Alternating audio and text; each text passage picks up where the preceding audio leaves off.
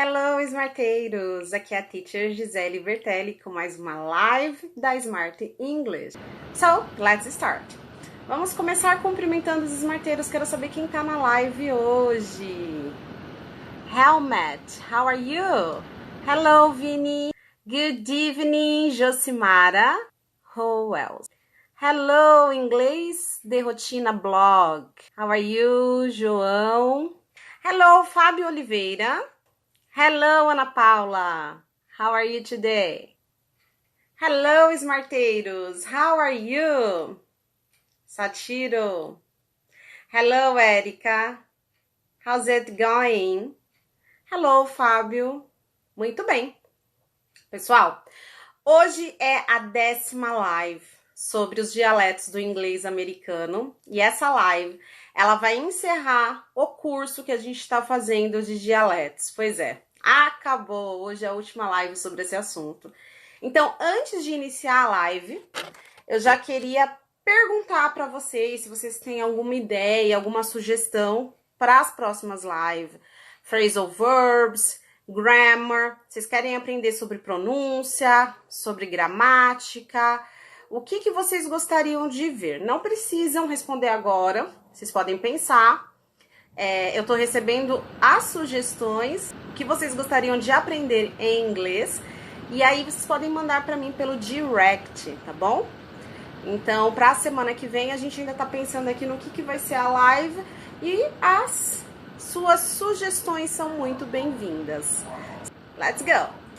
Bom, para começar a live, a última live do nosso curso, eu vou inverter a tela aqui para vocês, para que vocês possam me acompanhar junto com os slides, tá bom? E aí eu vou explicando a matéria, vou explicando todo o assunto para vocês, ok? Vini falou, ok, vou pensar em algum tema, teacher. Yeah, nice. João falou, how about sports? Good. Tem uns esportes diferentes, né? Os esportes americanos são um pouquinho diferentes da gente. A gente pode fazer uma comparação dos esportes aqui no Brasil com os esportes lá de fora, ver se é a mesma coisa, né?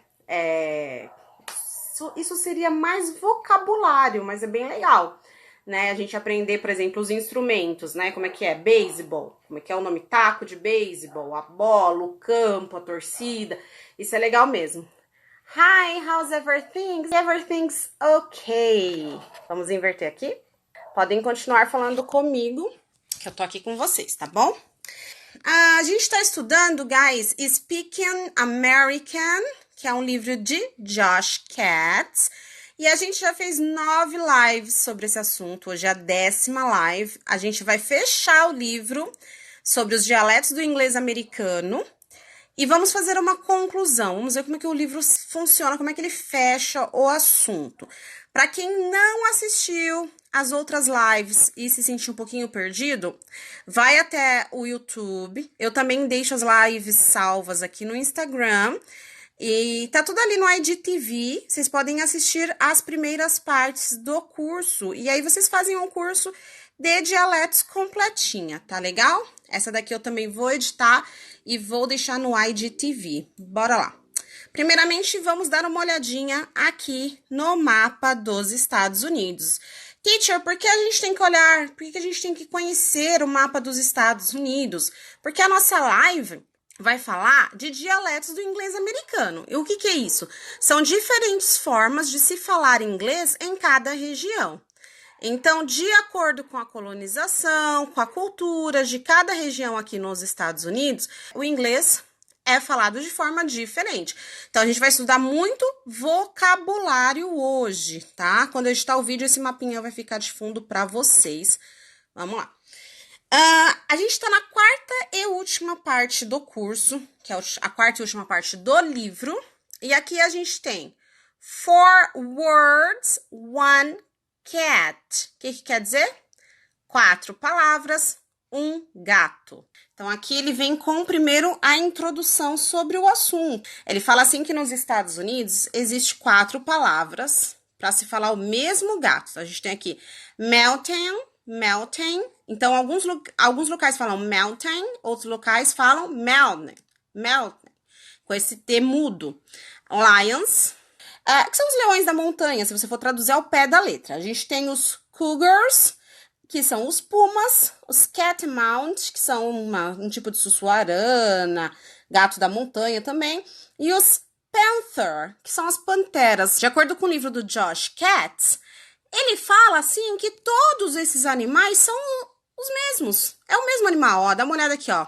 Você pode ter ouvido pessoas falando sobre mountain lions, são os, né, os cougars, catamounts and panthers without realizing, sem perceber que eles estão falando sobre o mesmo animal. Então, mesmo que a gente encontre traduções diferentes, é o mesmo bicho. Nós temos 4 formas de falar isso em inglês. O panther, ele é mais usado na Flórida. O nome mais raro é o catamount. 3% da população em Vermont usam esse termo. Mas beleza, vamos ver ali as porcentagens para vocês entenderem um pouquinho melhor. Então, aqui a gente tem o Mountain Lion, que é 75%, é o mais falado. O Cougar, que é 18%. O Catamount, 1%. E o Panther, que é 4%. Mas a gente está falando do mesmo animal, né? Parece aquele gato grande, né? É um puma, a gente pode dizer assim, um puma. Ou uma pantera. Em português, beleza. Então, aqui, gente, é pra gente aprender mesmo vocabulário, tá? Então, já viram aqui as 4 formas, vamos passar pro próximo. Próximo assunto aqui, ele tá falando what we call it when it's raining while the sun is shining. O que nós falamos quando está chovendo, enquanto o sol ainda está brilhando, né? Então, o que ele tá falando aqui? Ele tá falando assim, como que a gente fala quando tem chuva, it's raining, e ao mesmo tempo tem sol, it's sunny. Aqui no Brasil, a gente fala sol e chuva, casamento de viúva, chuva e sol, casamento de espanhol. Qual é essa frase? Qual é essa forma de falar? Como vocês falam na região que vocês moram? Tem alguma forma diferente de falar? Porque nos Estados Unidos tem umas formas bem engraçadas da gente falar que tá acontecendo esse fenômeno. Aí você vai lá fora e você olha, tá chovendo. Não, tá ensolarado. Não, tá chovendo e tá ensolarado. Sol e chuva, né? Aqui em São Paulo a gente sempre brinca com isso. Sol e chuva, casamento de viúva, chuva e sol, casamento espanhol. Geralmente essas expressões, elas sempre estão ligadas a ou casamento ou nascimento, tá? Vamos dar uma olhadinha ali. Se alguém tiver alguma expressão para se referir a esse fenômeno da chuva e do sol juntos, diferente daqui de São Paulo, escreve aí no chat pra gente ficar conhecendo, porque ajuda também a gente a conhecer a nossa própria língua, né? Aqui de acordo com o livro, nos Estados Unidos, chussol, o João falou. Chussol, hoje tá chussol lá fora. Como é que tá o tempo aí? Tá calor? Tá chovendo? Não, tá chussol. Tá uma loucura, na verdade, né? Tá uma loucura. Loucura, loucura, loucura! A gente tá em pleno inverno e tá hoje mesmo, fez um calor enorme aqui, tá uma, né? Tempo louco, você pode falar. Nossa, o tempo tá louco. Ô, louco, meu! Então, aqui nos Estados Unidos, a gente tem toda essa partinha aqui, assim, laranja, eles não tem nenhuma palavra pra descrever isso. Tudo bem. Thaís falou, chuva com sol, casamento de espanhol. Aqui em cima, em vermelhinho, eles vão falar sun shower, que seria banho de sol. Aqui embaixo, nessa região dos Estados Unidos, também é sun shower. Agora, aquilo que eu falei pra vocês que eu achei bem engraçado é essa expressão aqui, ó. The devil beating his wife. O João falou, João Senos, lá no fundão do Ceará. Lá no fundão do Ceará. Então, the devil beating his wife. O que quer dizer isso? Né? O que ele tá falando aí? O diabo está batendo em sua esposa. Então, o cara acorda, olha pela janela, vê que tá chovendo e tá sol ao mesmo tempo. O que ele fala? O diabo tá batendo na sua esposa. Estranho, né?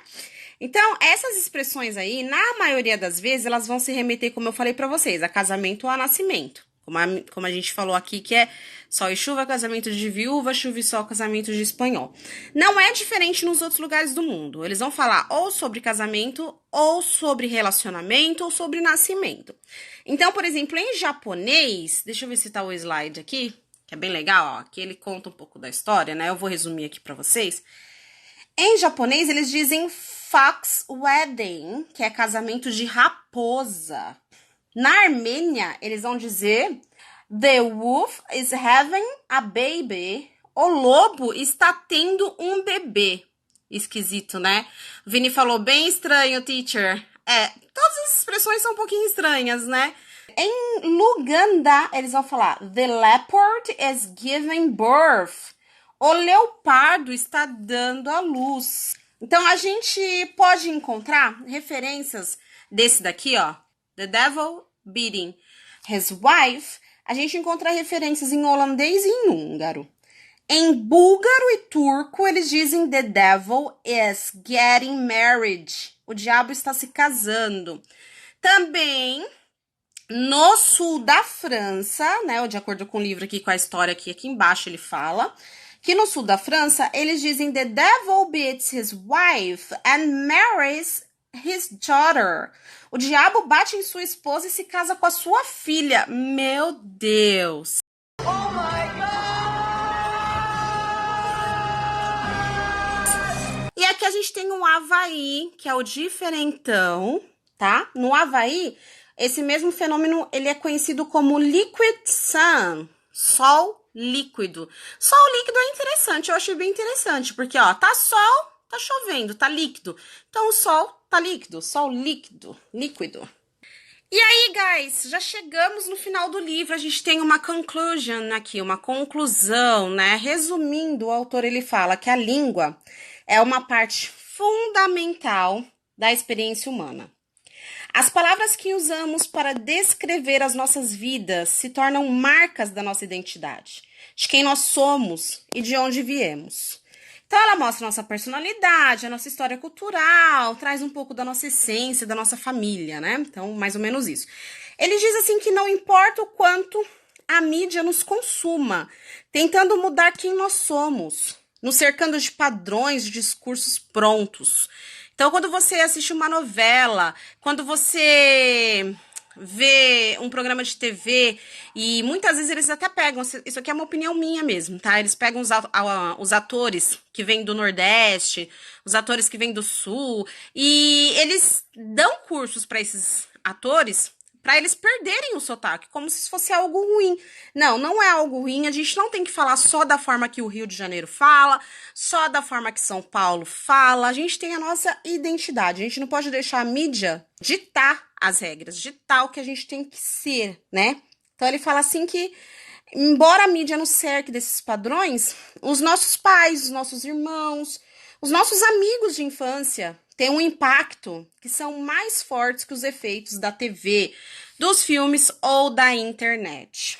As palavras que nós usamos revelam quem somos e a nossa cultura geográfica. Tornando aqui. Então, eu sempre bato nessa tecla, principalmente com meus alunos, né, que fazem as aulas VIP de inglês comigo, eu falo pra eles. Não tenham vergonha do sotaque de vocês. Não tenham vergonha. E quando eu falo do sotaque de vocês, eu não tô falando só do sotaque regional. Eu não tô falando só do sotaque do interior, que nem eu tenho um sotaque do interior. Do sotaque mineiro, do sotaque carioca ou do sotaque nordestino. Não tenham vergonha. O sotaque de vocês é a sua identidade, é a sua raiz, é o que mostra a sua história, a sua cultura, o que você trouxe, aquela marca dos seus antepassados, o que você aprendeu. Isso é muito bonito, né? E principalmente não tenham vergonha do sotaque brasileiro de vocês. A gente colocou na cabeça que pra gente falar um inglês fluente, que pra gente falar um inglês legal, a gente não pode ter sotaque brasileiro.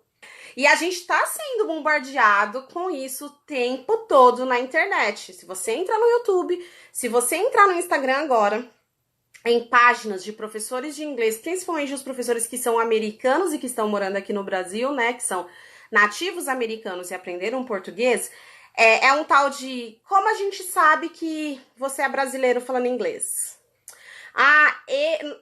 50 erros que os brasileiros cometem ao falar inglês.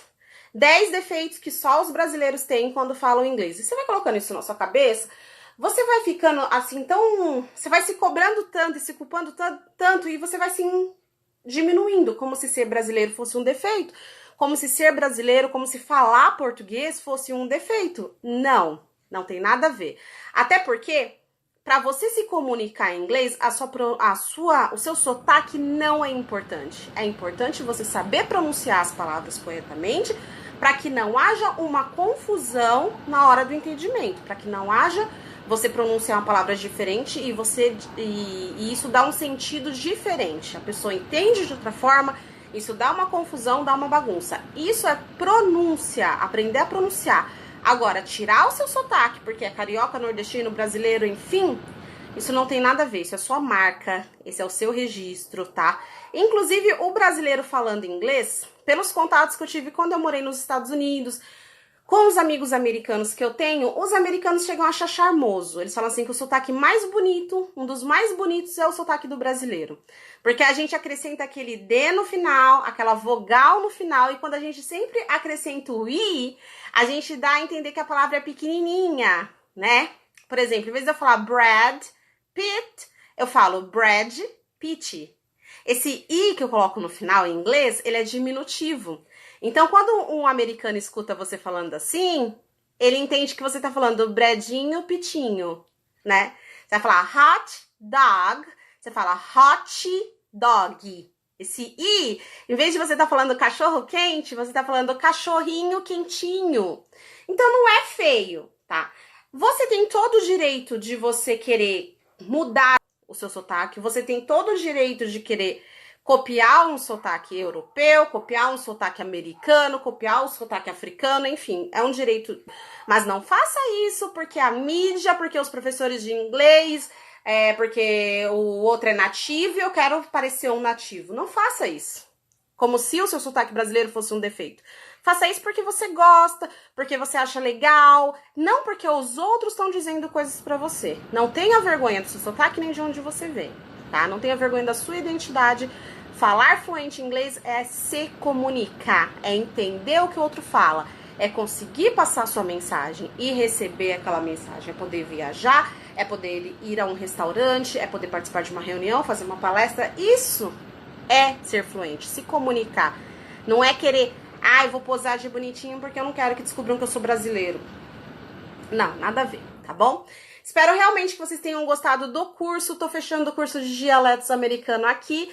E como eu disse, o nosso sotaque é a nossa identidade. Seja em inglês isso acontece, vocês viram no curso como as pessoas têm sotaques diferentes e mudam as palavras dependendo do estado em que elas estão morando. É como acontece aqui no Brasil e em qualquer língua. Você tá falando inglês, é um ser humano, é uma pessoa comum que tá falando outro idioma. Você não tem que mudar a sua personalidade para você ser fluente em outra língua. Você pode aprender aquela cultura, você pode absorver coisas daquela cultura, mas tenha a sua essência, seja você e não tenha vergonha de ser quem você é e de mostrar as suas raízes de onde você veio, tá? Porque isso fez com que você se tornasse a pessoa que você é hoje. Tenho orgulho disso e espero vocês na próxima live na semana que vem, às 20 horas, horário de Brasília, aqui no Instagram da Smart English. Thanks for watching. See you. Bye.